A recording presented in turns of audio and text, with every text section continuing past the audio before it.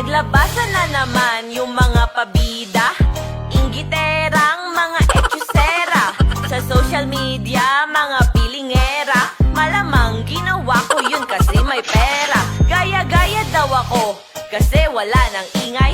Hoy mga basher, teka maghinay-hinay. Ba't di ka na lang kaya magnilay-nilay? Kesa puna ka ng puna sa aking magarang buhay. Mabenta si Diwata, galing niya to be honest. Kaya ako na-inspira na magtayo ng pares. Hindi ibig sabihin nun kalaban sa negosyo. Gusto ko lang tumulong dumami magkatrabaho. Grabe na ang paninira sa akin, very nice. Tatapatan ko lang yan ng aking unli rice. Unli sabaw, my God, sarap sa feeling. Bukod pa dun 100 pesos lang may unli swimming. Kapag umikit ka na lang, huwag kang masyadong utak ka lamang. Iwas-iwasan ng pakikisaw-saw. Di ka pa ba natauhan dun sa aw-aw? Aw-aw, awang-awa ko sa'yo. Aw-aw, awang-awa ko sa'yo. Aw-aw, awang-awa ko sa'yo.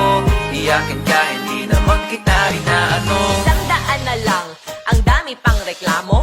Oo nga pala, may mga basher pala tayo na walang ibang alam gawin kundi manira. Maghanap ng butas para ako'y mapahina. Halos wala nang kita para lang makatulong. Habang ikaw panay puna diyan nakakatulong. Ang importante para sa akin maging makatao. Dumami empleyado, dumami magkatrabaho. Tinatanggap ko kahit pa kapos sa pag-aaral. Tinuturing kong pamilya at hindi sa gabal. Kaya wag kang hangal, may aral kang mapulot. Tao din sila at hindi yan mga robot. Kaya sa simpleng kalat pwede mo nang damputin. Kahit na basher kita, dito welcome ka pa rin. Tara na kumain, uminom na mga gar sa our mansion, resort and resto bar. Kapag umikit ka na lang, huwag kang masyadong utak ka lamang.